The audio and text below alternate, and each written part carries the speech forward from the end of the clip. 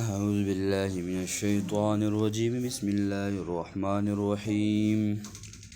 إن المتقين في جنات وعيون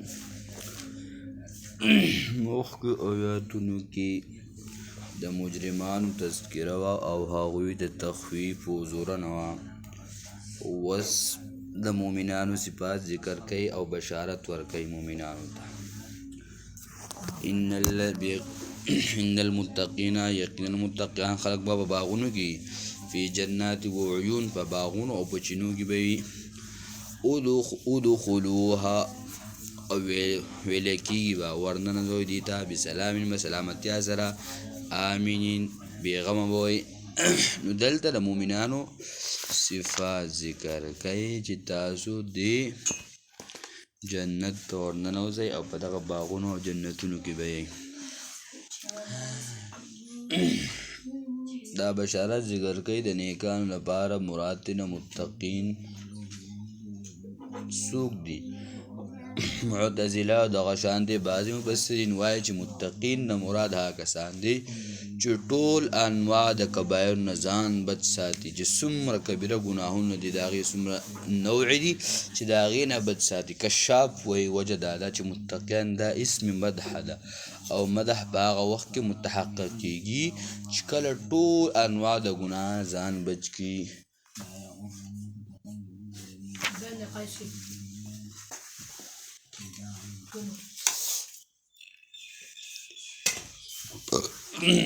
او جمهور مفسرین اهل سنت والجماعت فرمایي چې د مراد د متقین هغه دي چې ځان د شرک نه بچ کړي او د کفر نه دا توجیه راجي ده نقلا عقلا هر چې دا نقلا وجه دا ده چې د پاره د نصوصونه مؤید کثیره ده ادخلوها داخل جئ تاسو دیتا ورننوځئ تاسو د بسلام په سلامتیا سره آمینین بېغمه به وئ امن به او تاسو باندې به فرشتې سلام وي او په تاسو باندې به مؤمنان سلام وي او جنتیان به باندې سلام وي او د الله له طرف نه به تاسو باندې سلام وي او د سلام تفصیل په سورة ابراهیم 50 آیات کې تیر شوی دی یعنی تاسو په امن کې وئ د ویستونه د جنت ته بیا نږدې کېږئ مرګ به نه راځي او په دې جنت کې به سئ همیشه وئ ونزعنا ما فی صدورهم من غل او بعضې به هغه چې په سینو د دوی کې دي من غل سب خفګان اخوان درونو علی سر متقابلین آرام به کوي په تختونو یو بل ته مخامخ وي غل ویلی کېږي هغه بې اختیاره خفګان ته چې دنیا د یو بل سره وي یا بغیر د اغراضو د دنیا نه لکه مشاجرات د صحابه کرام رضوان الله تعالی علیهم اجمعین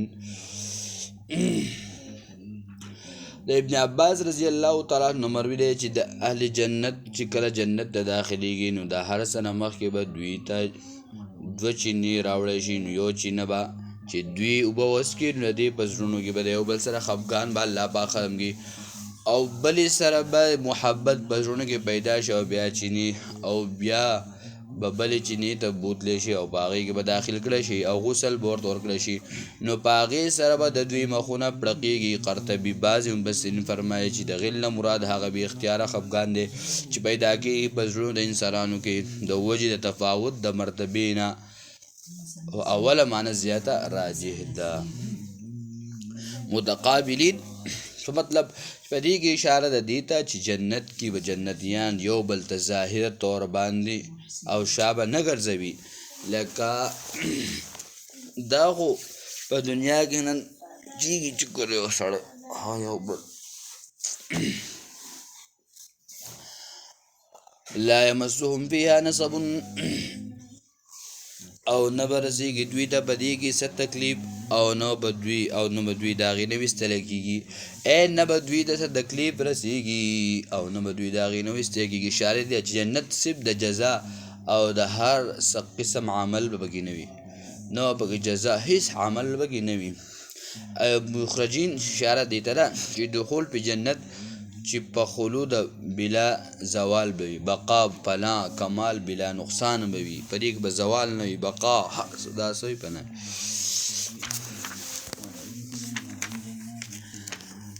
نبئ عبادي انی انا الغفور الرحیم. خبر کړی بندگان زما چې یقینا زه بخښنه کوونکی یم او رحم کوونکی یم. دلته د الله پاک یو وعد دی یو وعید دی. نو وعده هغه د نبئ سره لګي او وعید چې دی هغه د وان عذابي هو العذاب الالیم. دوه صفتونه د الله پاک ذکر کېږي. نو یو صفت د هغه رحم دی او بل صفت یې سره هغه عذاب قهار والا صفت دی. په دې کې بشارت ذکر کوي دا متعلق دی د اول صورت سره. ربما یود الذین کفروا یعنی چې بیا به ارمان کوي خو وخت به ترېنه تیر وي. وس مغفرت غواړي او وس وخت دی. او په راتلونکي آیت نمبر 50 کې به تخویب ذکر کوي په طریقه د لف نشر غیر مرتب سره. او په دې آیتونو کې دوه خبرو ته اشاره ده. یو دا چې رحمت د الله تعالی دا سبقت حاصل کړل په غضب د الله، چې رحمت د الله پاک مخکې دی په غضب د الله تعالی باندې، چې د الله رحمت هغه ډیر لوی دی. د دې وجې نه داسې نشي ویلی ان نو په دې کې اشاره ده سبقت او غلبیت د رحمت په غضب باندې. او دویم وجه ده چې دا ایمان د یری او د خوف په منځ کې دی، او دا اضافت د عبادت په یا متکلم د پاره د کمال مشرف او کمال لطف د پاره دی. الله ان عذابی هو العذاب العلیم. نبئ عبادی انی انا الغفور الرحیم. خبر کړه بندگان زما یقینا زه بخښنه کوونکی یم او رحم کوونکی یم. روایت کې راځي نبی علیہ الصلوۃ والسلام یو پیر روانو صحابه خواندل نبی علیہ الصلوۃ والسلام هغه خپه شو. الله پاک وی اے زما حبیبا نبئ عبادی انی انا الغفور الرحیم. زه بخښنه کوونکی یم او رحم کوونکی یم. د ابوبکر صدیق رضی الله تعالی عنہ مبارک راځي یو ورځ نبی علیہ الصلوۃ والسلام ورته فرمایل اے ابوبکر کتا صحابه خبر کړي نو الله به تا خبر کی. او ابوبکر صدیق رضی الله تعالی عنہ واپس شو لاړو صحابه ته زمانه څخه مې زیاتې غلطی شي ما ته معافي وکړي. نو وس بدل د دوه صفتونه چې یو رحیم دی یو قهار دی. نو په دې باندې به دوه واقعات راوړي، یو د ابراهیم علیه السلام او بله واقعه د قوم د لوط علیه السلام. الله وان عذابی هو العذاب الالیم. یقینا عذاب زما هغه عذاب درناک دی. ونبئهم او خبر کړ دوی ته د میلمنو د ابراهیم. ونبئهم او خبر کړ دوی د میلمنو د ابراهیم علیه السلام نه. دلته مراد سره دلته دریم باب دی چې 15 واقعات د سره تخویب او تمهید برای اولنۍ واقعه د ابراهیم علیه السلام دا واقعه چې دلته ذکر کیږي دا په طور د تمهید ذکر کیږي او وروسته به نور 15 واقعات راوړي د هغه مخکینو قومونو په هلاکت چې هغوی ولې هلاک شو، ولې په هغوی باندې عذاب راغلو. نو دا د ابراهیم علیه السلام دا واقعه دا په طور نمونه ذکر کیږي د پاره چې د هغه قوم لوط واقعه او بیا د واقعه تخویب د پاره ذکر کیږي او عدب د ما قبل نبی باندې په دې کې اشاره دی دا چې وعده د رحمت د الله تعالی او وعید د عذاب د الله د آخرت په شان په دنیا کې هم ظاهرېږي لکه زوی ابراهیم دغه میلیونو فرشتو تعداد. اوس دا خبره یاد ساتل روح البیان کې ذکر کړی دا فرشتو تفسیر رشد القرآن کې دا ذکر شوی دی چې یا 12 وي یا 10 وي یا 3 فرشتې وي، اختلاف د قول. یا روح البیان ذکر کړی دی چې دا 11 فرشتې وي، 12 فرشتو څخه جبرئیل امین و. او بیا دا خبر ته اشاره کوي چې کله د ابراهیم علیه السلام لاړ دوی چې کله داخل شول اذ دخلوا ونبئهم عن او خبر کړه دوی د میلمنو د ابراهیم علیه السلام نه اذ دخلوا علیه فقالوا سلاما. کله چې داخل شول هغه ته نو دوی سلام دی وي. چې کله ابراهیم علیه السلام سلام دا قبول کو سوره هود اخوا نور ټوله واقعه الته ذکر شوی وه. ابراهیم علیه السلام لاړ په منډه او د میلمنو لپاره د خوراک تیاری وکړو. او کله چې دوی راغلل نو ابراهیم علیه السلام خوراک مخې ته کو دوی خوراک نه کوو. نو چې خوراک یې نه کوو نو ابراهیم علیه السلام یره محسوس شوه. مخکې سوره زارعات چې الته کې ابراهیم علیه السلام دا یره و خدای په زړه کې وه او دلته ورته وایي انا منکم وجلون زه خو ستاسو نه یېرېږم نو هلته یره په زړه کې و دلته یې ښکاره کړه مطلب دا دی چې لاول ابتدا حالت و په سوره زاریات او دلته بیا هغه انتهایي حالت و چې هغه یره عرضه کړه چې کله مېلمه راغی بعضو مفسرین وایي چې د ابراهیم علیه السلام د کور دروازې څلور وې دا څلور دروازې د دې لپاره وې چې هر مېلمه راځي او په دې دروازه باندې داخليږي او بس هغه مېلمستیا کېږي نو چې کله ابراهیم علیه السلام دا خوراک راوړو نو دوی پرشتو خوراک نه کوو نو د هغه وخت طریقه دا وه چې چا به چا خوراک ونه کړو نو معلومه به دا شوه چې دی په مېلمستوب په طور نه دی راغلی بلکې دشمنۍ او د دې په طور باندې راغلی یا دویم دا چې دوی خو بغیر د اجازت نه راغلي او دریم دا چې د دوی په دې مخ باندې اثار د قهر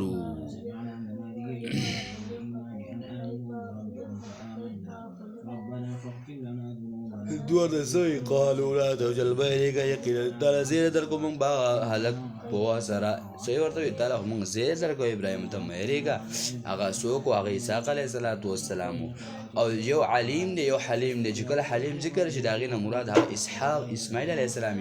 لکه سوره صافات آیت نمبر 101 وبشر الله بغلام حلیم دې سپاره کې دا ذکر شي دلته علیم دی د علیم نه مراد هغه څوک دی هغه اسحاق علیه السلام دی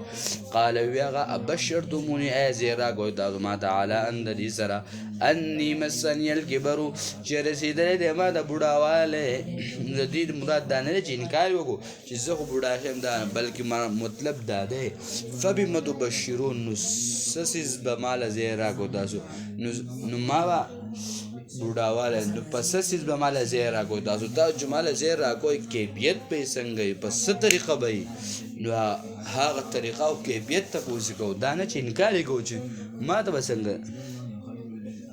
لکه وګوره چې الله پاک عیسی علیه السلام بغیر د پلار پیدا کړی آدم علیه السلام بغیر د مور پلار پیدا کړی نو الله پاک د داسې ګران دی بلکې مراد د دینه کیفیت ته پوښ کوي چې دا کیفیت څنګه او تفسیر کشاف دا خبره ذکر کړله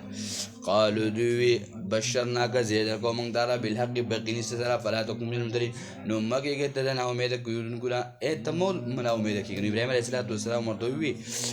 قال ومن يقنط من رحمت ربه الا الظالمون ورته نا امیدی نکوم در رحمت در ربنا مگر ظالمان گئی او سوره یوسف 87 آیات کی چې هغه نا امیدی چا کړو هغه کافرانو کړی و نو دلته ذکر کوي ابراهیم علیه السلام واقعه به ختم شو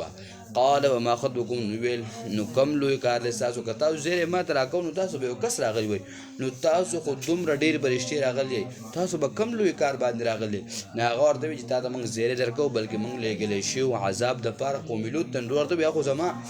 وراره دی نو هغه ورته ان لوط علیه السلام نه بلکې چې نور څومره هغه مجرمان دي د هغوی دپاره راغلي قالوا إنا أرسلنا يقينا ليقل شو منغا إلى قوم مجرمين أو قوم مجرمان تا إلا آل سوا دكو دلوت عليه الصلاة والسلام إنا لمنجو مجمعين يقينا بچكو من دي طول لرا يا بريد من دي طول لرا نبريليان حضرات العباس دي الأفضل دي ترا شروع چه پرشتوي من دوی بچكو نو منغوي نا دا أرسلنا سر لگی دل چه لگلو منغا دوی قوم دا چارا دا خو الله را لگلی دي نو بچكو حکم مرتم دا طرف نه دي چه دا دي کورنۍ ته یعنی کم خلک چې د سره دي او مسله کې وسره یو دي دوی دي بچ کې دوی پرې دی الا امراته مگر خزه ده قدرناها چې مقدر کړي منګه انها لمن الغابرین یقینا دره پاتې کې دره پاتې خلقونه به په عذاب کې یقینا دا به دغه پاتې خلقونه په عذاب کې او بیا به واقع ذکر کوي دا 15 واقعاتونه اولنۍ واقعه د قوم د لوط علیه السلام